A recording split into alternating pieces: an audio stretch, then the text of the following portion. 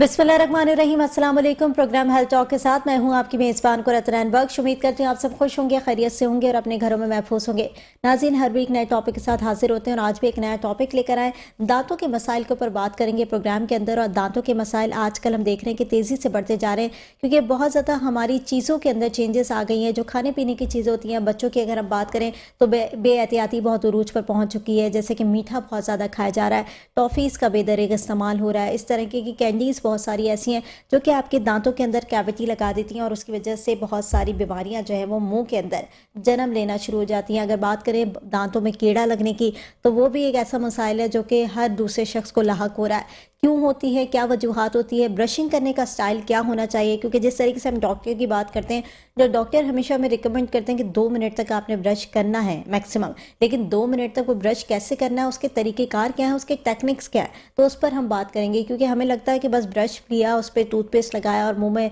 जो है वो चारों तरफ घुमा दिया तो हमारा ब्रश हो गया। तो ब्रश की बहुत सारी चीज़ें होती हैं, उसकी टेक्निक्स होती हैं, उसको किस तरीके से अपने आप को जो है वो आपने अपनाना होता है और उसको कैसे लेकर चलना होता है, उस पर भी बात करेंगे। साथ ही साथ रूट कैनाल एक बड़ा प्रोसेस होता है, उससे कब गुजरना होता है उस पर बात करेंगे। सेंसिटिविटी एक बड़ा इशू है, उस पर भी बात करेंगे। क्योंकि आप जब खाना पीना खाते हैं या फिर आपके मसूड़े जो है वो कमज़ोर हो जाते हैं या उससे ब्लीडिंग होना शुरू हो जाती है, तो आपको ठंडा गर्म लगना शुरू हो जाता है, जिसकी वजह से जो है वो आपसे कुछ खाया नहीं जाता, कुछ पिया नहीं जाता। आप कुछ खाने और पीने से पहले ना बड़ा खौफ खाते हैं कि अगर हम ये खाएंगे तो हमें ये तकलीफ़ होगी। बाज़ औक़ात ये भी होता है कि आप लोग जो है वो रूट कैनाल तो करा लेते हैं, लेकिन रूट कैनाल कराने के बाद स्टिल जो है वो उसी दांत के अंदर जो है वो आपकी तकलीफ दोबारा उड़ जाती है। क्या होता है, क्या उसकी जड़ें जो है वो दोबारा बनना शुरू हो जाती हैं या फिर वो ठीक से रूट कैनाल नहीं हुआ होता? इन तमाम इश्यूज़ पे भी हम बात करेंगे। मेरे साथ प्रोग्राम के अंदर जो आज गेस्ट मौजूद हैं वो है डॉक्टर अहमद। आपको वेलकम करूँगी प्रोग्राम के अंदर, डेंटल सर्जन है। सबसे पहला सवाल यही करूँगी डॉक्टर अहमद, जिस तरीके से इंट्रोडक्शन में भी कहा कि बड़े मसाइल होते हैं दांतों के, हमें यही नहीं पता होता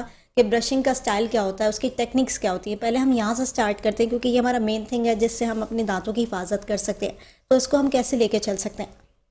बिल्कुल अस्सी, thank you so much for inviting. देखें, दांतों के मसाइल बिल्कुल ये है कि माशरे में बिल्कुल बढ़ते जा रहे हैं। उसकी मेन वजह ये है कि ब्रशिंग टेक्निक और ब्रश ना करना, ठीक है। तो देखिए, ब्रशिंग टेक्निक तो यूँ है कि आप सर्कुलर मोशन में करें, ठीक है। सामने के जो दांत है उसमें सर्कुलर मोशन में करें, पीछे के दांत हैं उनको प्रॉपर तरीके से करें। और मोस्टली ये जो जगहें होती हैं, जिस तरीके से हमारा नीचे का जबड़ा हो गया उसके अंदर वाली जगह हो गई, ठीक है, सामने वाले दांतों के अंदर वाली जगह, इस जगह पे मोस्टली लोग ब्रश नहीं करते। और यहाँ पे जब लोग स्केलिंग करवाने आते हैं तो हम देखते हैं कि उधर बहुत ज़्यादा कैलकुलस होता है, ठीक है।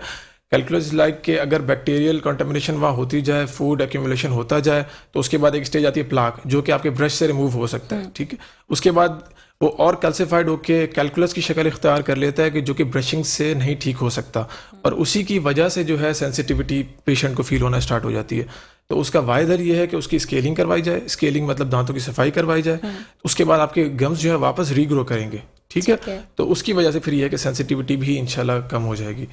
तो ब्रशिंग टेक्निक बिल्कुल जिस तरीके से मैंने आपको बताया करनी है। बाकी ब्रशिंग के अलावा हमें मोस्टली दांतों के जो स्पेसिफिक एरियाज़ हैं जो कि लैग कर रहे हैं ब्रशिंग में, उधर जो है ना फोकस करना चाहिए, क्योंकि वहीं से जो है ना मामला ख़राब होना स्टार्ट होते हैं। जैसे कि मैंने पहले भी कहा कि हम लोग ब्रश इस तरीके से करते हैं, वो सिंपल ब्रशिंग है कि मतलब हमने टूथपेस्ट लगाया ब्रश के ऊपर और अपने मुँह के अंदर जो है ना वो घुमा दिया और 1 मिनट के अंदर समझे हमारी ब्रशिंग हो गई। मतलब 1 मिनट का टाइम भी मुश्किल से लगता है और कहा जाता है कि 2 मिनट तक आपने ब्रश करना है, लेकिन लोगों को ये नहीं पता होता कि कौन कौन सी ऐसी डायरेक्शन है जहाँ पर आपका खाना फंसा होता है, और अगर वो सही से रिमूव ना किया जाए तो उसमें कैविटी रखने का खदशा होता है। तो ये आप बता दें, क्योंकि जिस तरीके से हमारी ऑडियंस होती है उनको ये इल्म नहीं होता कि अगर हम लोग ब्रशिंग ठीक से नहीं करेंगे तो किस हद तक दांत मुतासिर हो सकते हैं। बिल्कुल, बहुत अच्छा सवाल है। बिल्कुल जिस तरीके से मैंने आपको पहले बताया, दोबारा मैं एक्सप्लेन ये कर देता हूँ कि मोस्टली एक तो ये है कि जो सामने वाले दांतों की जो अंदर वाली जगह है, ठीक है, इधर हम ब्रश यूं करके नहीं पहुंचाते, ठीक है। ये बहुत ज़्यादा इंपॉर्टेंट जगह है और यहीं से मोस्टली जो आप देखेंगे बुजुर्ग हजरात भी होते हैं, क्योंकि उन्होंने अपनी जवानी में एक किस्म का ख्याल नहीं रखा होता इस जगहों का, तो सामने वाले दांत हिलना शुरू हो जाते हैं, ठीक है। हालांकि कोई ऐसी साइंटिफिक रिसर्च मौजूद नहीं है जिसमें आप ये कह सकें कि बुजुर्गों के दांत कमज़ोर हो जाते हैं, ठीक है। इसका मतलब नेग्लिजेंस हुई है। तो मोस्टली नीचे वाली जगह, और ज़्यादातर पोस्टीरियर सब मतलब ये कि पीछे वाली जगह, ठीक है। अच्छा, इस पे भी हम बात करेंगे 17 to 20 या 21 ईयर्स तक जो हमारी अक्कल दाढ़ आती है, ठीक है,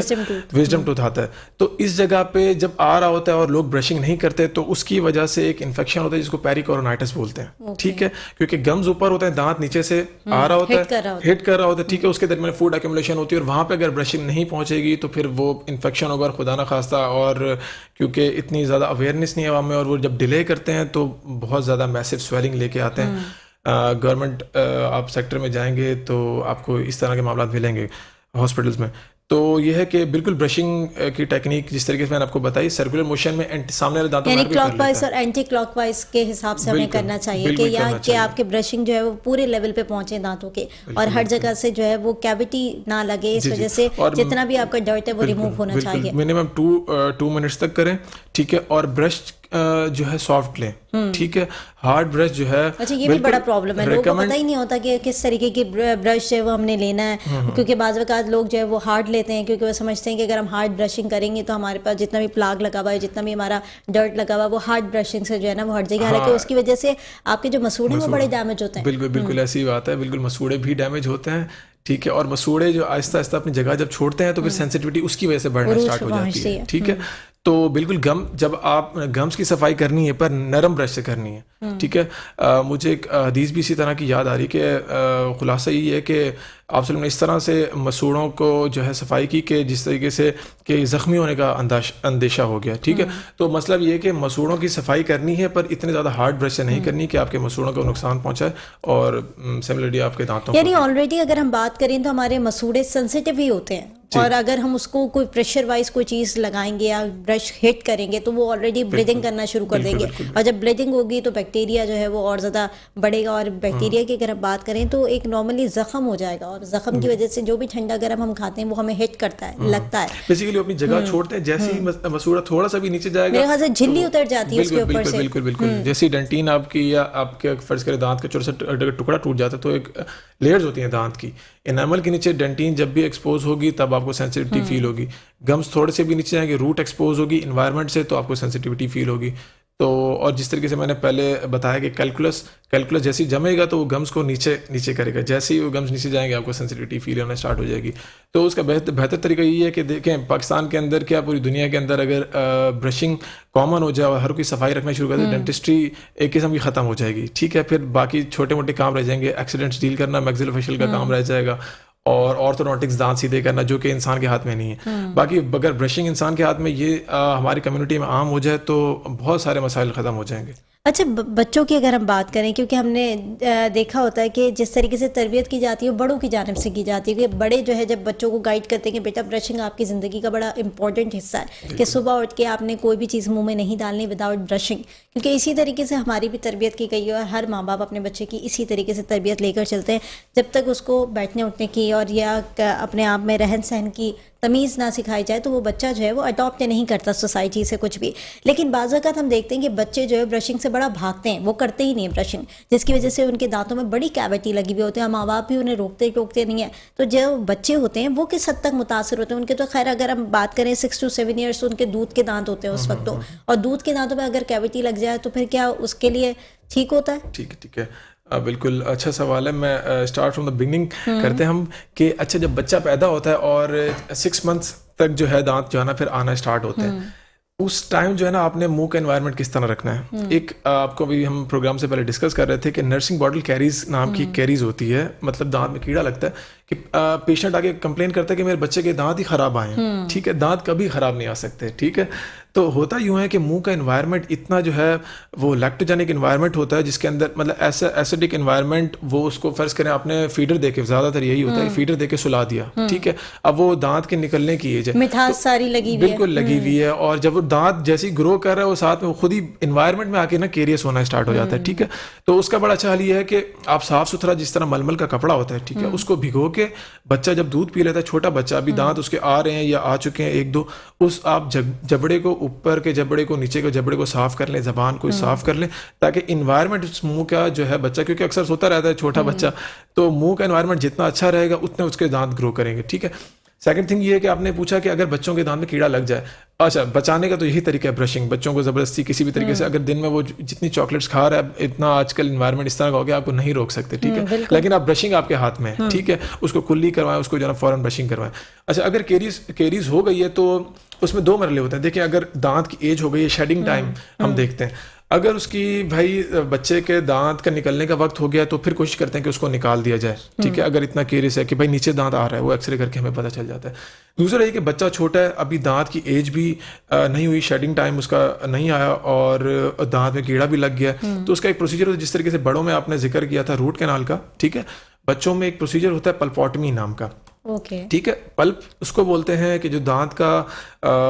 नरम हिस्सा होता है जिसके अंदर नर्व्स एंड वेसल्स होती हैं, ठीक है, मतलब रगें और नसें होंगी, ठीक है, जो कि उसको बच्चे को महसूस करवा रही होंगी दर्द, ठीक है। तो वो केरियस लीजन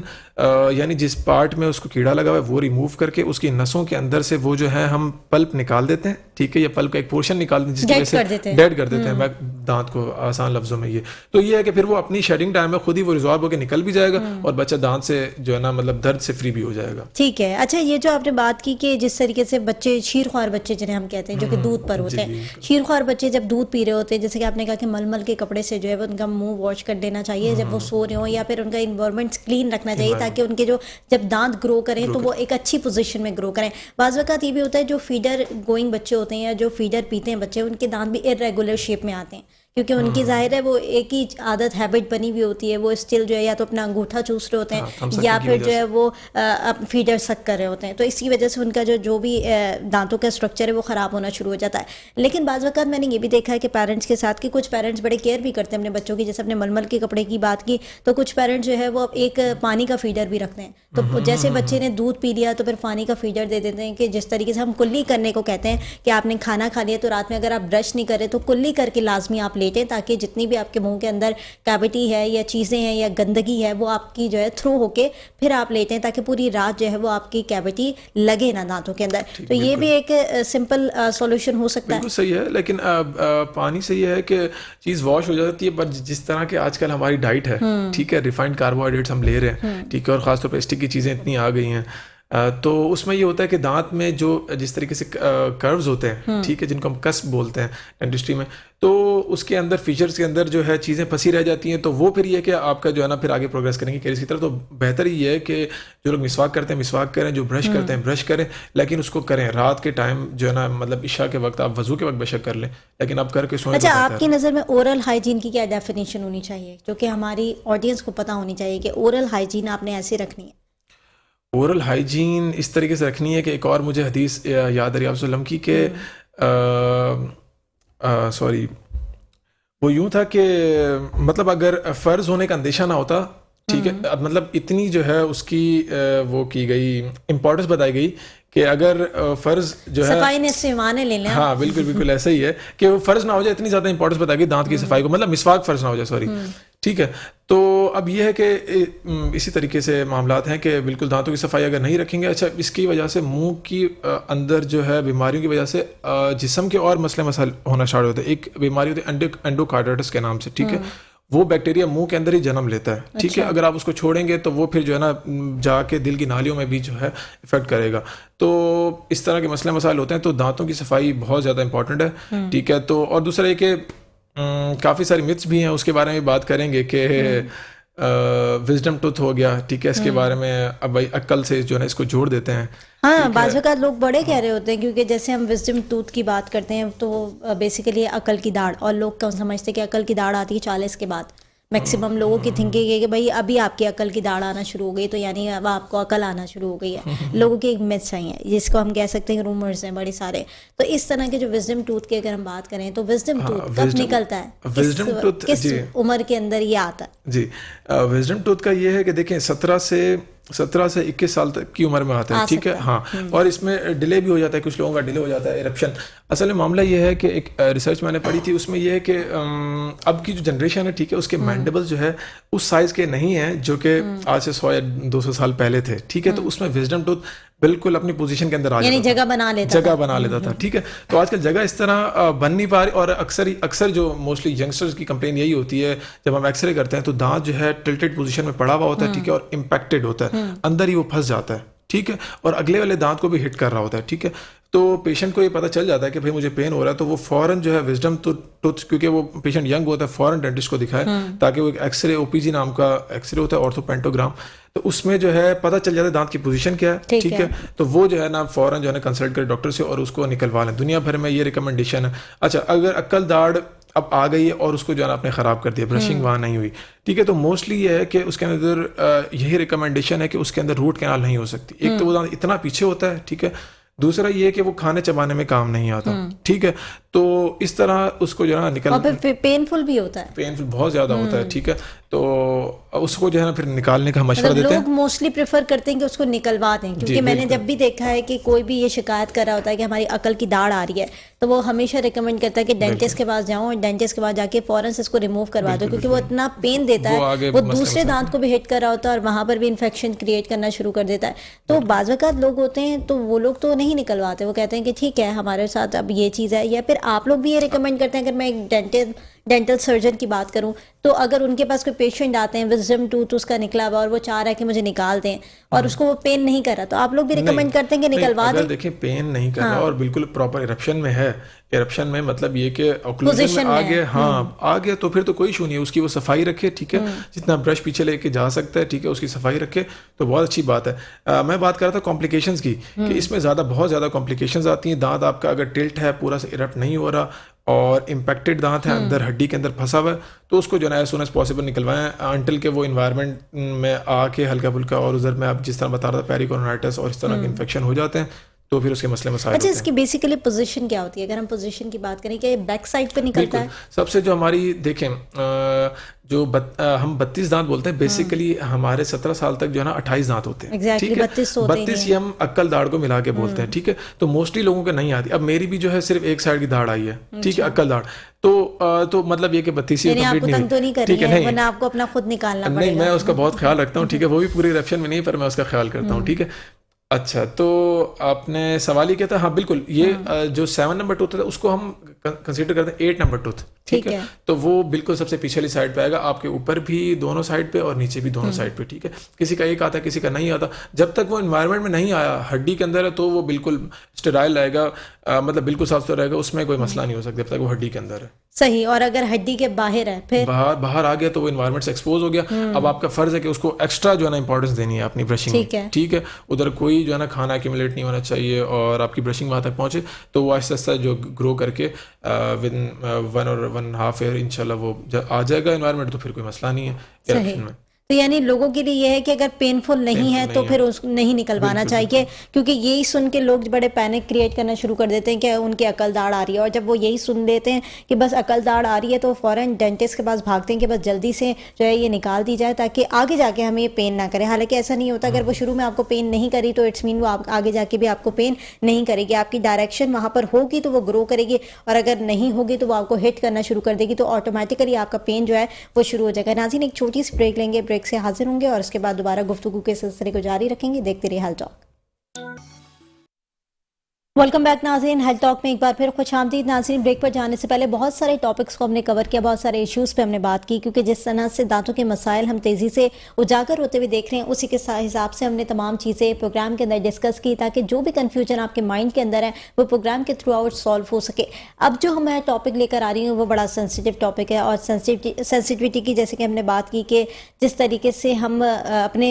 मसूड़ों की हिफाजत नहीं कर पाते और वहाँ से प्लेटिंग होती है तो हमें सेंसिटिविटी का इशू होना शुरू हो जाता है, ठंडा गर्म हमें लगता है। लेकिन साथ साथ एक सेंसिटिव जो चीज़ है वो हमारा माउथ ऑलरेडी सेंसिटिव होता है, और अगर हम उसके अंदर पान, गुटखा, छालिया इस तरह की चीज़ें इस्तेमाल करते हैं तो हमें ओरल कैंसर होने का खदशा होता है। और ओरल कैंसर से किस तरीके से बच सकते हैं और डॉक्टर के पास किस तरीके के केसेस आते हैं। डॉक्टर अहमद, आप खुद भी एक डेंटल सर्जन हैं। जब लोग आजकल तो आप हर जगह सोसाइटी के अंदर ये रुझान देख रहे हैं कि किसी का मुँह आप खाली देख ही नहीं सकते, क्योंकि हर दूसरा शख्स जो है वो पान, गुटखा, छालिया तमाम चीज़ें खा रहा है। किस हद तक नुकसान है इन तमाम चीज़ों का, और इससे क्या क्या चीज़ें जो है वो हो सकती हैं? बिल्कुल, ये जो है बहुत ख़तरनाक चीज़ है, क्योंकि माशरे में स्पेशली कराची में ये पान, गुटखा और ये छालियाँ वगैरह ये तो इतने मामलात ख़राब कर रही हैं कि अब्बासी शहीद हॉस्पिटल में मैं काफ़ी टाइम काम कर चुका हूँ, तो बहुत इस तरह के केसेस आते हैं कि ओरल कैंसर से रिलेटेड, मतलब यंग पेशेंट है, अभी मतलब शादी हुई है, 2-3 छोटे छोटे बच्चे हैं और ओरल कैंसर हो गया, ठीक है, और इस तरह खतरनाक कि आप जो है ना उसको बचा नहीं सकते। और ओरल कैंसर की जो मतलब बचने के चांसेस बहुत कम है, बहुत जल्दी समझ लें कि बंदा डेथ की तरफ जाता है, ठीक है, और उसकी सफाई रखना और इतने मामलात हो जाते हैं, ठीक है। तो मोस्टली ये है कि हमारे एक टीचर थे और लाइटर नोट वो कहते थे कि भाई ये आप जो है ना उनकी बीवी को फोकस करो, जो बीवी है ना वो अपने शोहर को जो है ना ये गुटखा पान छालियाँ ये छुड़वा सकती है, ठीक अच्छा। है। तो आजकल के शौहर तो मेरे ख्याल से तब ये भी नहीं छोड़ते, क्योंकि उन्हें बीवी से ज्यादा उससे मोहब्बत होती है, तो वो कहते हैं कि नहीं हमसे नहीं छूटेगा, बेशक तुम्हें जाना है तो चली जाओ, क्योंकि बिल्कुल हमने ऐसा तो ही ये है। सोसाइटी में देखा है। बिल्कुल सोसाइटी में बहुत जो है, क्योंकि जिस काउंसलिंग करता तरीके से रहता हूँ। सिगरेट की अगर हम बात करें तो सिगरेट भी एक बड़ी जो है ना यूजेज की थिंग है, जो कि हमारी सोसाइटी के नौजवान बड़ी कसरत से इस चीज़ को इस्तेमाल करते हैं, और जिसकी वजह से माउथ कैंसर के बड़े चांसेस हैं। और उसकी वजह से सिगरेट से और भी बहुत सारे जो है वो हम कहते हैं कि साइड इफ़ेक्ट्स हैं, क्योंकि अगर हम दांतों की बात करें तो स्टेन्स आ जाते हैं, बहुत बुरी तरीके के स्टेन्स जो है वो दांतों में आपके इम्प्लीमेंट होना शुरू हो जाते हैं। अगर हम पान गुटखा छालिया की बात करें तो उसके स्टेन्स इतने ज़्यादा प्रोमिनेंट होना शुरू हो जाते हैं, मुंह आपका खुलता नहीं है प्रॉपर। बिल्कुल ऐसा ही है। बिल्कुल सब म्यूकोस फाइब्रोसिस बोलते हैं उसको, OSF बोलते हैं, वो भी इसी गुटके मावे की वजह से, ठीक है। तो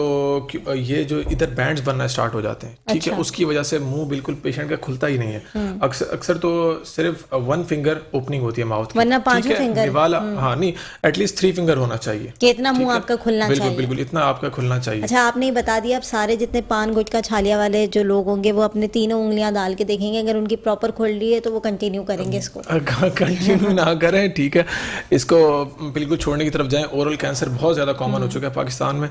और इसकी वजह से बहुत ज़्यादा ये बीमारियां, इस तरह की ओरल कैंसर जो है उसका आप पेशेंट देख नहीं सकते, ठीक है। किसी को विजिट करना हो, आप अब्बासी शेद हॉस्पिटल आ जाए, सिविल हॉस्पिटल चले जाएं, आप उस पेशेंट को देख नहीं पाएंगे। उनके घर के जो जिस तरह के हालात होते हैं, मेरे खुद कुछ करीबी दोस्त हैं जिनके पेरेंट्स को ये हुआ, एक थी हमारी क्लास फेलो, ठीक है, उनके वालिद साहब को हुआ, तो बिल्कुल बच नहीं पाए वो। और खाते तो हैं, मतलब हम ये देख रहे होते हैं कि लड़के या फिर कोई भी खवातीन की भी अगर हम बात करें, जो कि पान, जिनको पुरानी खवातीन को आदत है कि जो जाहिर है वो पान खाने की शौकीन होती हैं पुरानी खवातीन, तो जब वो पान खाती हैं तो वो कंटिन्यूसली रात तक जो है ना वो उनके मुंह में सर्कुलेट कर रहा होता है, यानी 1 सेकंड के लिए भी उनका मुंह जो है वो खाली नहीं होता हुआ दिखाई देता। ये होता है ना कि अगर आप चलें ये चीज़ें इस्तेमाल करें तो आप अपने ओरल हाइजीन का भी ख्याल रखें कि अगर आप छीके खा रहे हैं तो फिर आप, वैसे तो खानी नहीं चाहिए, लेकिन अगर आप खा भी रहे हैं तो साथ आप ब्रशिंग करें, साथ आप अपना रात को जब सो रहे हैं तो मुंह खाली करके सोएं, क्योंकि अगर आप स्टिल रात के अंदर भी आपके मुंह के अंदर यही तमाम चीज़ें रहेंगी तो कोई ना कोई बैक्टीरिया, कोई ना कोई इन्फेक्शन तो आपके मुंह में जनरेट होगा। बिल्कुल ऐसा ही, बिल्कुल ऐसा ही है। और इसको कल्चर का हिस्सा ना बनाया जाए। इधर एक बड़ी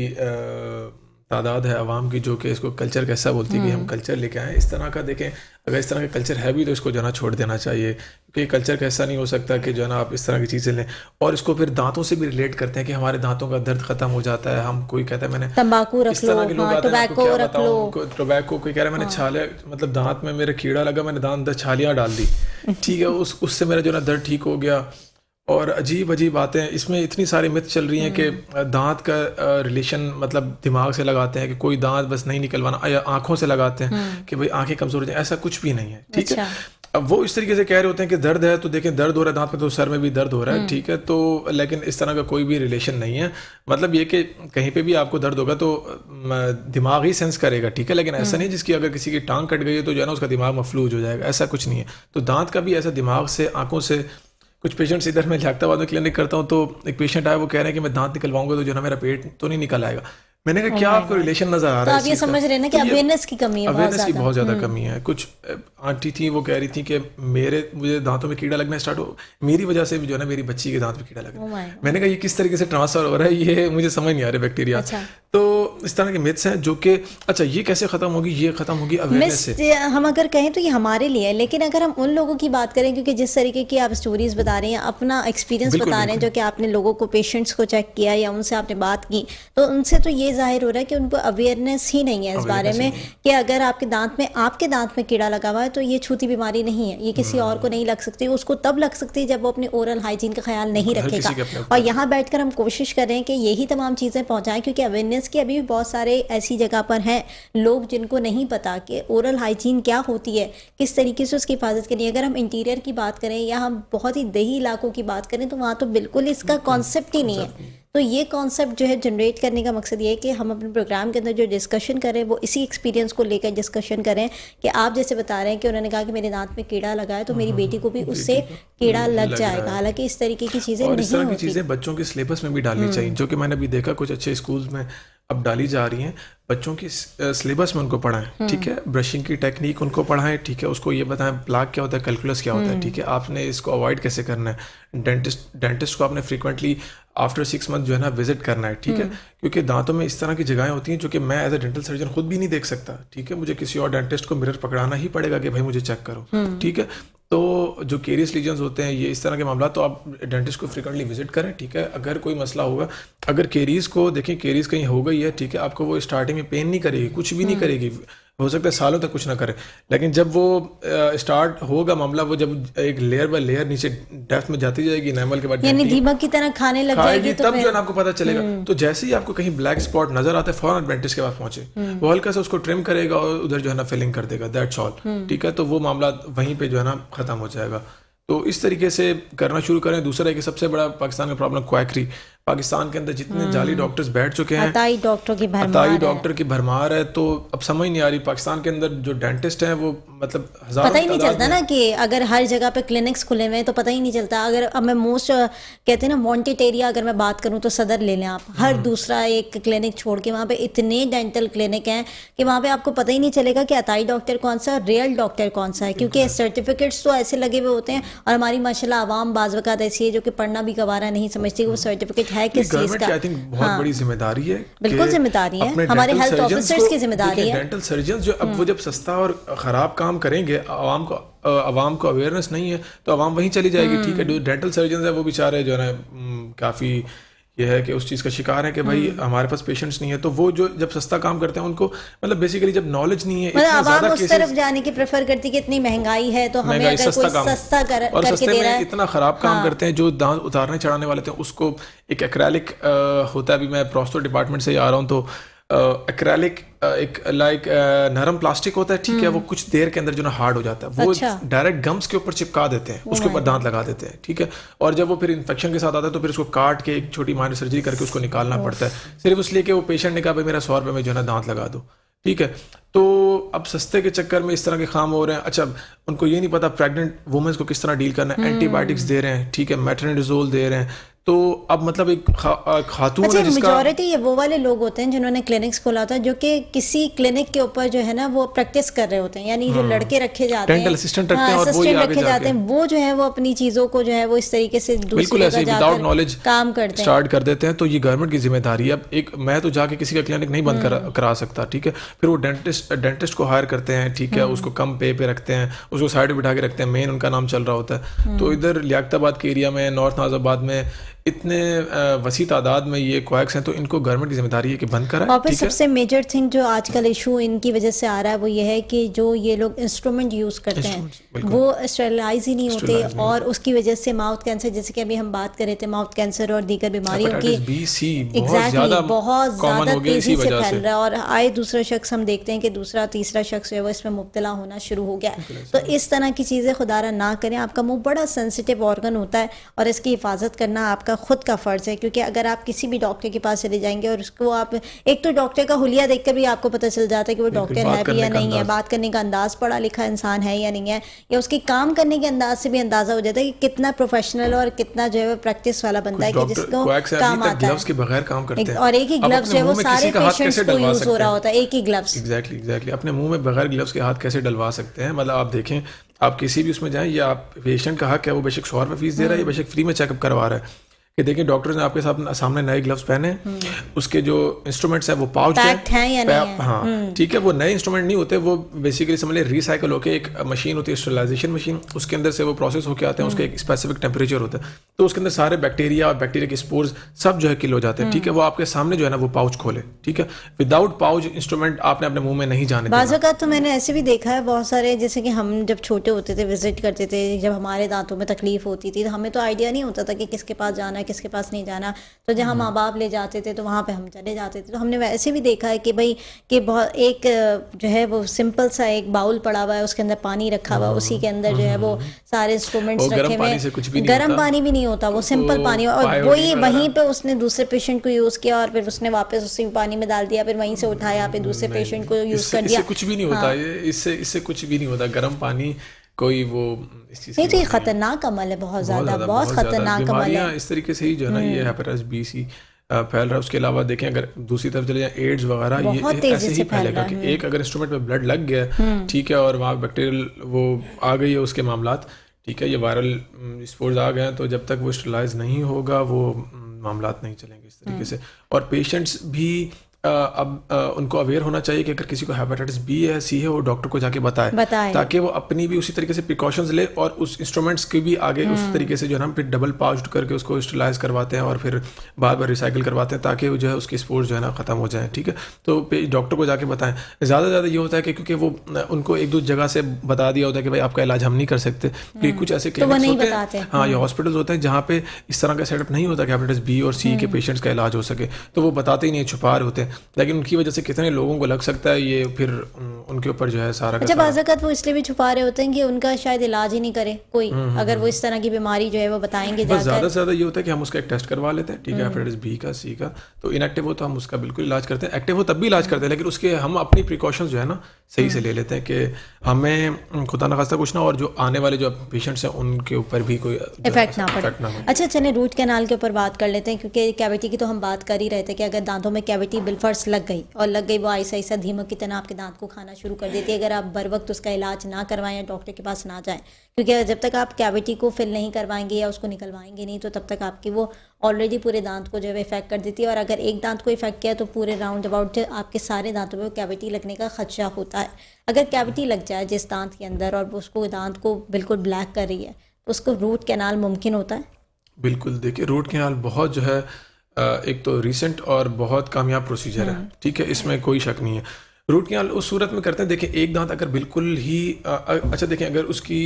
वॉल्स जो हैं इंटैक्ट हैं, वॉल्स सलामत हैं और दरमियान से कीड़ा लग गया या कहीं हल्का सा साइड से लग गया और वो इतना पेनिट्रेट कर गया कि आपकी नर्व्स एंड वेसल, जिसको मैं पल्प कह रहा था पहले, ठीक है, वहाँ तक पहुँच चुका है, तो उसका बिल्कुल रूट कैनाल कर सकते हैं, ठीक है। रूट कैनाल इस तरह का प्रोसीजर होता है कि उस दांत को हमने अपनी स्ट्रेंथ के साथ मुंह के अंदर तो बरकरार रखना है, लेकिन उस दांत को हमने डेड कर देना है, ठीक है। उसके अंदर जो नर्व्स एंड वेसल्स हैं वो हम निकाल देंगे, ठीक है, और हम फिर उसका थोड़ा सा वेट करेंगे कि उसके अंदर इन्फेक्शन वगैरह जिस तरीके से, क्योंकि अब देखें ऊपर से जब बैक्टीरिया इन्वेड करना स्टार्ट करता है पल्प, और पल्प क्योंकि नीचे तक जा रही होती है तो वो दांत के नीचे, रूट के नीचे हमें इन्फेक्शन नजर आ जाता है, ठीक है। उसका थोड़ा वेट करते हैं, ठीक है। जैसे ही मामलात बेहतर होते हैं, मोस्टली ये होता है कि 3 विजिट के अंदर आपका रूट कैनाल, अगर आपका मोलर है, बड़ा दांत है, तो वो कंप्लीट हो जाता है, लेकिन ये 4 से 5 विजिट पे भी जा सकता है, ठीक है, और सिंगल विजिट भी हो रहे हैं, ठीक है। अगर हमें लग रहा है कि भाई दांत नेक्रोज्ड है और दांत में कोई इन्फेक्शन नहीं है लेकिन रूट कैनाल की ज़रूरत है, तो वो सिंगल विजिट में भी हम कर सकते हैं, ठीक है। अच्छा, रूट कैनाल के बाद कैपिंग ज़रूरी होती है? हाँ, कैपिंग इसलिए ज़रूरी होती है क्योंकि देखें जब एक ऑर्गेनिक चीज़ होती है, अब उसको हमने कर दिया इनऑर्गेनिक, मतलब वो डेड हो गया, ठीक है।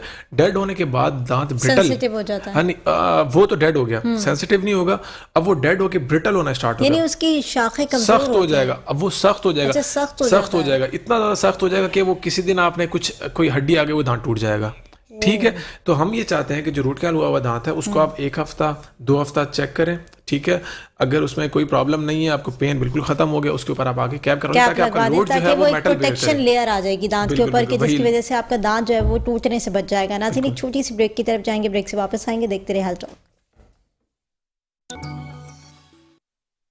वेलकम बैक नाज़रीन, हेल्थ टॉक में एक बार फिर खुशामदीद कहेंगे। नाज़रीन, ब्रेक पर जाने से पहले बात कर रहे थे बहुत सारे इश्यूज़ के हवाले से, और मेजर इश्यूज़ जो कि हमने बात की ओरल कैंसर के हवाले से। ओरल हाइजीन अगर आप नहीं रखेंगे तो ओरल कैंसर होने के बड़े खदशात हैं। साथ ही साथ अताई डॉक्टर जो कि बेशुमार है, उससे अवेयरनेस देना बड़ा हमारा ज़रूरी था, क्योंकि प्रोग्राम के थ्रू आउट हम यहाँ बैठ कर ये आपको ज़रूर बताएंगे कि आपको एक डॉक्टर की बॉडी लैंग्वेज से अंदाज़ा हो जाएगा, या उसके बात करने से अंदाज़ा हो जाएगा, या उसकी चीज़ें देखने से अंदाज़ा हो जाएगा, क्योंकि एक बेहतरीन डॉक्टर जो होगा वो अपने इर्द गिर्द का इन्वायरमेंट बड़ा खूबसूरत रखता है, बड़ी चीज़ों का ख्याल रखता है, अपने इंस्ट्रूमेंट का ख्याल बड़ा रखता है, लेकिन बाज़ का जो अताई डॉक्टर होते हैं उनकी कंडीशन से आपको खुद अंदाज़ा हो जाएगा कि वो किस तरीके से अपने क्लिनिक का ख्याल रख रहे हैं या उनके इंस्ट्रूमेंट्स जो है वो जगह जगह फैले हुए तो नहीं है। तो उससे जो है परहेज़ करें, क्योंकि जो आपका मुँह होता है बड़ा सेंसिटिव ऑर्गन है और उसके साथ मजाक बिल्कुल जो है वो नहीं करना चाहिए या उसके साथ लापरवाही बिल्कुल बरतनी नहीं चाहिए, क्योंकि अगर आप ज़रा सी लापरवाही बरतेंगे तो वो आगे जाके मज़ीद आपके ख़तरनाक जो मसाइल जो है वो उजागर कर सकता है। डॉक्टर अहमद, हम बात कर रहे थे, बहुत सारे हमने रीज़न्स भी जाने, जैसे कि आपने कहा कि अताई डॉक्टर्स होते हैं, साथ ओरल कैंसर के रीज़न्स क्या क्या हो सकते हैं, पान गुटखा छालिया जो कि लोग बड़ा बेदरीक से इस्तेमाल कर रहे हैं और उसको छोड़ने पे जो है वो आमादा ही नहीं होते, और साथ सिगरेट की अगर हम बात करें तो वो भी एक कल्चर का हिस्सा हो गया जो कि हमारे लोग जो है वो छोड़ना पसंद ही नहीं करते। लेकिन रूट कैनाल की तरफ भी हमने बात की कि जिस तरीके से दांत के पे अगर कीड़ा लग जाए तो कैपिंग हो जाती है। अब हम ज़रा आ जाते हैं ब्रेसेस की तरफ, क्योंकि स्ट्रक्चर अगर दांतों का ख़राब हो जाए तो लोगों की स्माइल ख़राब होने लगती है, और स्माइल एक हमारे कहते हैं ना कि ब्यूटी की एक पार्ट होती है, कि अगर आपकी खूबसूरत स्माइल है तो ये आप कहते हैं कि आपका ब्यूटी का हिस्सा है, और दांत भी आपकी ब्यूटी के हिस्से में आते हैं। तो अगर दांतों का स्ट्रक्चर ख़राब हो जाए तो ब्रेसेस कौन से कंडीशन में लगते हैं? देखिए, ब्रेसेस जो है एक मतलब एक ज़बरदस्त अमल है, ठीक है, जो कि अभी पिछली सदी और बल्कि उससे भी पहले से जो है ना ये मामला चल रहा है। लेकिन अब जो है, अब मामला एक तो ब्रेसेस हो गए, ठीक है, जो कि आप समझ लें कि आप देखते हो कि मेटल की वायर्स जो लगी होंगी। दूसरे होते हैं इनविजिलाइन,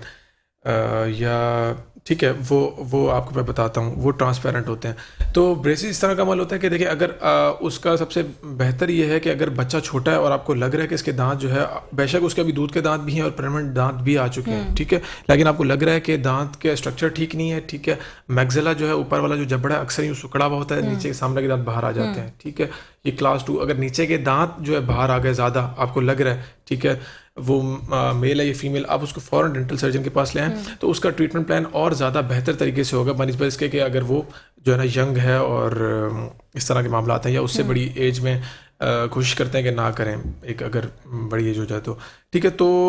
एक तो सही एज में लेके आएँ, और फिर ये होता है कि उसके अंदर बिल्कुल तारों की मदद से जो है उन दांतों को बिल्कुल सीधा किया जाता है। लेकिन इसमें भी बड़ा ये मामला है कि अब जिस तरीके से जनरल डेंटल सर्जन हैं हम लोग हो गए, ठीक है, तो हमें इतने कॉम्प्लेक्स केसेस करना एथिकली अलाउ नहीं है, अच्छा। ठीक है, एथिकली हमें नहीं करने चाहिए, ठीक है। ऑर्थोडोंटिक्स हमारी एक फील्ड है जिसके अंदर स्पेशलाइजेशन होती है, तो वो जो है इन मामलात को देखते हैं और बहुत अच्छे जो है ना केसेस करते हैं, और आप देख के हैरान हो जाएंगी जब उसके आप प्री ऑप पिक्चर देखेंगी और जो बाद की पिक्चर देखेंगी, ठीक है। और ख़वातीन बहुत ज़्यादा आती हैं, मतलब स्पेशली शादी के मसले मसाइल, दांत बाहर हैं, तो फेशियल एस्थेटिक्स पे बहुत असर यानी पड़ता आप कह रहे हैं कि स्ट्रेस की वजह से भी होता है कि मुंह का मुंह जाना, जिसकी वरना नॉर्मली अगर हम देखें बाज़ औक़ात लोगों के दांत स्ट्रक्चर बाहर नहीं होता, लेकिन वो जैसे जैसे कमज़ोर या वीकनेस की तरफ जाते हैं या फेस कम होना शुरू हो जाता है, गाल कम होने शुरू हो जाते हैं, तो दांत ऑटोमेटिकली बाहर की तरफ आना शुरू हो जाते हैं। या फिर बहुत ज़्यादा कहते हैं कि आप अपने फेस की एक्सरसाइजेस भी उसकी वजह से भी दांत बाहर आना शुरू हो जाते हैं। नहीं, ऐसा नहीं है, लेकिन ये है कि देखें, अगर बंदा कमज़ोर होगा तो ऑफकोर्स उसके दांत आपको बाहर दिखना स्टार्ट हो जाएंगे, दैट्स अनदर थिंग।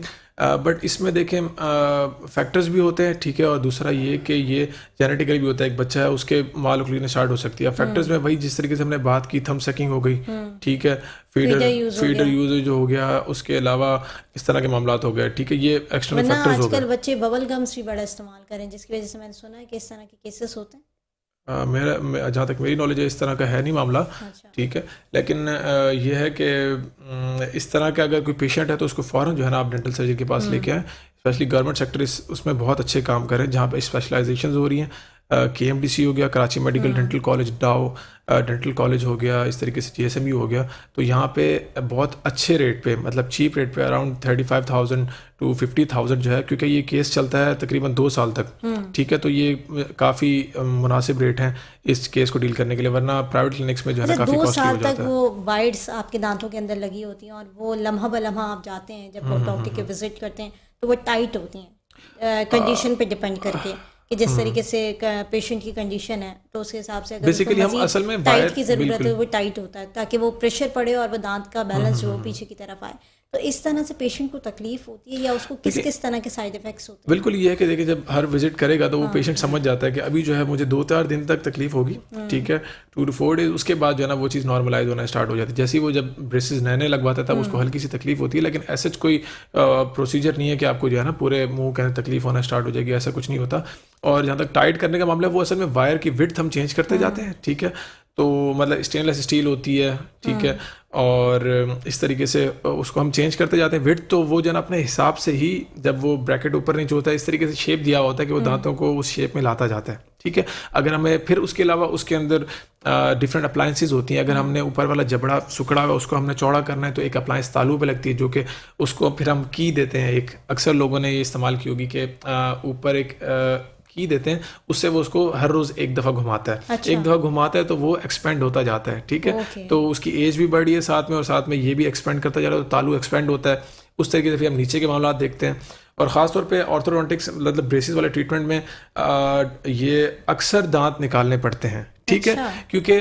उस दांत हमें ऑक्लूजन मिलाने के लिए जगह नहीं होती। अब सामने के दांत अगर पीछे करने हैं, ठीक है, तो दांत निकलेंगे। और दूसरा ये भी अक्सर पेशेंट यही बोलते हैं कि ऊपर का मसला है तो सिर्फ ऊपर के दांत निकालें, लेकिन हमें ऑक्लूजन मिलाने के लिए ऊपर के एक साइड का दांत, एक साइड का दांत, नीचे का भी एक साइड का और एक साइड का, अक्सर हमें इस तरीके से टेक्निक करके कभी ऊपर का फर्स्ट प्रीमोलर निकालते हैं, कभी सेकंड प्रीमोलर, और इस तरीके से हमें करना पड़ता है ताकि हम दांतों को एडजस्ट कर सकें और उसका आगे जाके खाने पीने में कोई असर नहीं होता। तो कितना फ्रूटफुल रिजल्ट होता है उसका? बहुत ज्यादा फुल 100% रिजल्ट होता है। अच्छा, यानी बैलेंस हो जाते हैं। बिल्कुल बिल्कुल बैलेंस हो जाते हैं। फेशियल एस्थेटिक्स आपके अक्सर होंठ नहीं बंद हो रहे थे, ठीक है, अक्सर पेशेंट जिनके दांत भरते हैं उनके होंठ बंद ही नहीं होते, तो वो अपनी पोजीशन पे आ जाते हैं। अब फेस की खूबसूरती प्रोडोमा होना शुरू हो जाती है। अच्छा, अभी जिस तरीके से आप वाइट्स की बात करें, मैंने बहुत सारे पेशेंट से सुना है, जो मेरा पर्सनल एक्सपीरियंस है कि मैं आपको बताऊं, कि वो बताते हैं कि वाइट जो लगती हैं उससे साइड इफ़ेक्ट्स ये होते हैं कि कुछ खाया पिया नहीं जाता, तकलीफ़ होती है, सेंसिटिविटी बहुत ज़्यादा हो जाती है, मुंह में ब्लिस्टर्स पैदा होने शुरू हो जाते हैं, मुंह छिलना शुरू हो जाता है, क्योंकि ज़ाहिर है वायर है, वो अब आपके होंठ से टकराएगी तो आपका होंठ कटेगा, तो उस वजह से ना कुछ खाया पिया जाता है, तो इस तरह के इश्यूज़ आते हैं। नहीं, ऐसे वायर इस तरीके से लगी हुई होती है कि सामने वाले होंठों को वो असर नहीं कर रही होती, ठीक है। होता यूँ है कि जब दांत आहिस्ते से अलाइन होना स्टार्ट होते हैं तो हो सकता है महीने के अंदर वो दांत, वो जो वायर है पीछे से थोड़ी सी एक्सटेंड हो जाए, तो जैसे डेंटल सर्जन के पास आता है वो उसको कट कर देता है, ठीक है। तो ऐसा कोई प्रॉब्लम नहीं होता, लेकिन हल्के फुल्के मसले मसाइल जो है उसमें होते हैं। बाकी है कि अगर वो पेशेंट ओरल हाइजीन अपनी मेंटेन करे, ये बहुत ज़रूरी है, ठीक है, क्योंकि दांत मूव हो रहे हैं अपनी जगह से दूसरी जगह पे, और मोस्टली दांत मोबाइल मतलब हल्के फुल्के हिल रहे होते हैं, ठीक है। तो उस कंडीशन में नहीं होते कि वो बैड ओरल हाइजीन भी जो है ना आपकी बर्दाश्त कर सके। अच्छा, ये तो आपने बता दिया कि जो ब्रेसेस आप वायर वाले कह रहे हैं, जो कि वक्ती तौर पर टाइट होते हैं और उसके बाद कंडीशन पे डिपेंड करता है वो किस तरीके से उसको आगे लेके चलना है। लेकिन अब मेरे ख्याल से बड़ी इजी एक और चीज़ निकल आई है जो कि प्लास्टिक की है, इनविजिबल जैसी, और उसमें ये होता है कि आप वायर तो लगाते हैं, उसमें आपकी बुरा भी लगता है वो जब आप स्माइल कर रहे होते हैं, अगर एक आपका, लेकिन इलाज है, प्रॉपर ट्रीटमेंट है, ज़ाहिर है वो मजबूरी के तहत आपने लगाना होता है, लेकिन वो फिर लोग जो है ना कतराते हैं, शाय फील करते हैं, ज़्यादा खुल के स्माइल नहीं कर सकते, बात नहीं कर सकते, खा नहीं सकते, तो उनको बड़ा अजीब सा लग रहा होता है। ये भी बहुत ज़बरदस्त ट्रीटमेंट है। इनविजिबल अलाइनर्स जो होते हैं, ये है कि वो बहुत ज़्यादा कॉम्प्लेक्स केसेस में ये इतना ज़्यादा इफेक्टिव नहीं है, लेकिन नॉर्मली जो हमारे केसेस होते हैं इसमें बहुत अच्छा ये तरीका ये है कि ये थोड़ा सा कॉस्टली होता है, ब्रेसेस से थोड़ा सा कॉस्टली होता है, लेकिन इसका प्रोसीजर यूँ होता है कि एक इसकी डिफरेंट कंपनीज है, ठीक है, वो आती हैं, ठीक है, आपके दांतों का 3D स्कैन लेती हैं, ठीक है, 3D स्कैन लेके अब वो जो है अब डॉक्टर के हिसाब से, ठीक है, उसका समझ लें फिक्स फ्रेम बना लेते हैं, फिक्स फ्रेम बनाएंगे, ठीक है, और वो फिक्स फ्रेम के डिफरेंट जो है ना आपको कि इस मंथ में ये, इस मंथ में ये, ठीक है, और वो डॉक्टर जो है ना उस हिसाब से जो है ना उसको चेंज करता रहेगा। यानी उन्हें आइडिया होता है कि इतना अगर हम मंथ्स का ड्यूरेशन में लगा लेंगे तो नेक्स्ट मंथ में दूसरा डायरेक्शन का फ्रेम आएगा। बिल्कुल वो बना के पहले से ही दे देंगे, अच्छा, ठीक है, कितना फर्क आएगा। बिल्कुल उसके अंदर थोड़ी थोड़ी चेंजिंग होती है, वो जो है ना वो डेंटल सर्जन करता रहता है। उसके अलावा ये कि मैं बात कर रहा था वो मेरे जहन से निकल गई, इसकी अलाइनर्स की ही, ये इनविजिबल होते हैं, आपको दिखाई नहीं देते मुंह के अंदर, और फिर ये होता है कि जिस तरीके से हम वायरिंग की बात कर रहे थे तो वायरिंग आपकी प्रोमिनेंट होती है तो लोग बड़े कतराते हैं, मैंने जैसे कि बात की। अच्छा, इसमें जो हमें बात की करता है कि पेशेंट कंप्लायंस, मतलब पेशेंट आपके साथ कितना कोऑपरेटिव है, ये मैटर करता है, वो तो हर केस में मैटर ठीक है। अच्छा, ऑर्थोडोंटिक, अच्छा वो जो ब्रेसेस वाला मामला है उसमें तो पेशेंट के मुंह में लग गए, उसने खाली सफाई रखनी है, ठीक है, बाकी वो हर मंथ जो है ना डॉक्टर जिस तरीके से उसको बोले उसने आके दिखाना है, लेकिन जो इसमें है इसमें आपको पहन के रखना है, ये पेशेंट के हाथ में है, ठीक है, आपने उसको खाना खाते हुए उतारना है, ठीक है, ब्रशिंग करते हुए उतारना है, खाना खाते हुए उतार देना है, खाना खाते हुए उसको उतार देना है, उससे जो ना खाना चबाना मुश्किल हो जाता है, ठीक है। उसके अलावा आपने तकरीबन 18 से 20 घंटे उसको पहन के रखना है, लेकिन यही होता है मामला कि भाई आपको अगर हल्का सा, क्योंकि अब वो जब नया नया लगता है तो तुतलाहट भी आती है, ठीक है, जबान जब उस पर नई जगह लगती है, ठीक है, हाँ, तो अगर पेशेंट वो अगर उसने पहना, ठीक है, फिर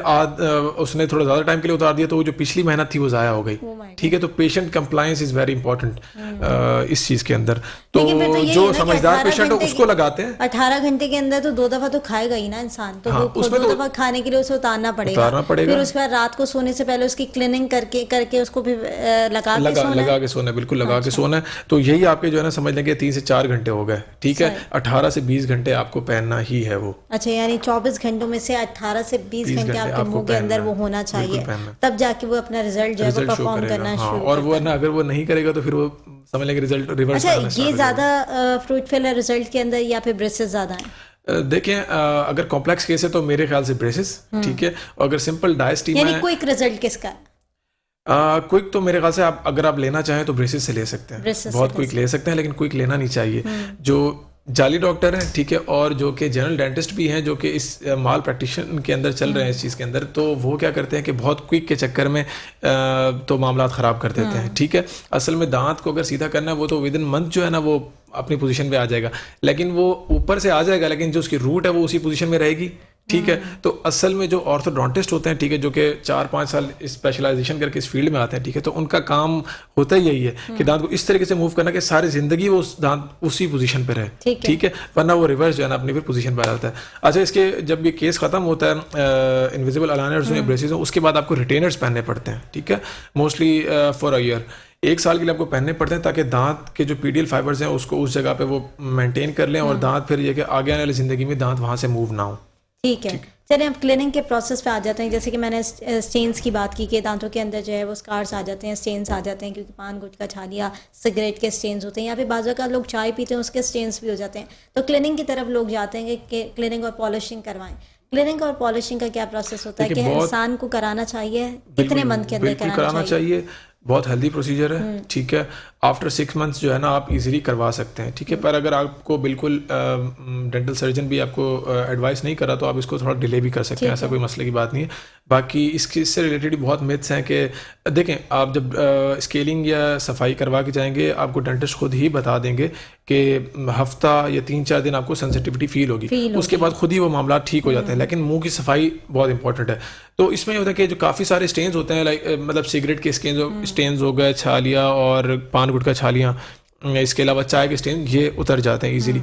बट कुछ ऐसे स्टेन्स होते हैं जो कि आपको लग रहा होता है कि जिस तरह स्टेन है, लेकिन हमें वो पता होता है कि वो इस तरह के स्टेन्स है कि जो कि स्केलिंग और पॉलिशिंग से ठीक नहीं हो सकते। लाइक फ्लोरोसिस बीमारी होती है जो कि ज़्यादा फ्लोराइड इनटेक करने की वजह से होती है। उसके अंदर वो पहले वाइट पैचेस होते हैं, फिर वो आहिस्ता आहिस्ता ब्राउन और डार्क ब्राउन की तरफ चले जाते हैं, वो आपके स्केलिंग पॉलिशिंग से सही नहीं होंगे, ठीक है। उसके अलावा टेट्रासाइक्लिन अगर एंटीबायोटिक बच्चे ने ली है बचपन में, ठीक है,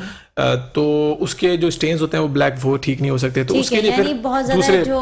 प्रोमिनेंट वाले होते हैं, यानी जो डार्क स्टेन्स होते हैं वो नहीं आते। लास्ट क्या मैसेज देना चाहेंगे? बिल्कुल लास्ट टाइम रह गया, क्या कहेंगे हमारी ऑडियंस को? लास्ट ये मैसेज है कि दांतों की सफाई बहुत ज़्यादा इंपॉर्टेंट है। मैं वही अगेन रिपीट करूँगा, डेंटिस्ट्री ही ख़त्म हो सकती है अगर आप जो है ना अपनी दांतों की सफाई रखना स्टार्ट कर दें, ठीक है। दांतों की सफाई रखें और बाकी की कोई अपॉर्चुनिटी ज़िंदगी में जो ना मिस नहीं करें। बिल्कुल ऐसा ही है, क्योंकि आपका मुंह आपका अच्छा रहेगा तो सारी चीज़ें आपकी अच्छी रहेंगी, और आपकी स्माइल सबसे खूबसूरत चीज़ होती है जो कि आपकी बॉडी के अंदर प्रेटेंट करती है आपको और आपकी खूबसूरती को ज़ाहिर करती है। तो उसकी हिफाजत करना आपका फ़र्ज़ है, और अताई डॉक्टर से परहेज़ करें, क्योंकि यहाँ बैठ कर अवेयरनेस देना आपका बड़ा ज़रूरी था, क्योंकि मुंह के साथ जो है वो खिलवाड़ करने से आपका ही नुकसान होगा। नाज़रीन, प्रोग्राम का वक्त ख़त्म किया। बहुत शुक्रिया डॉक्टर अहमद इकबाल, आपने प्रोग्राम के अंदर वक्त दिया। मुझे और मेरी पूरी टीम को दीजिए इजाज़त। अल्लाह ने के बाद।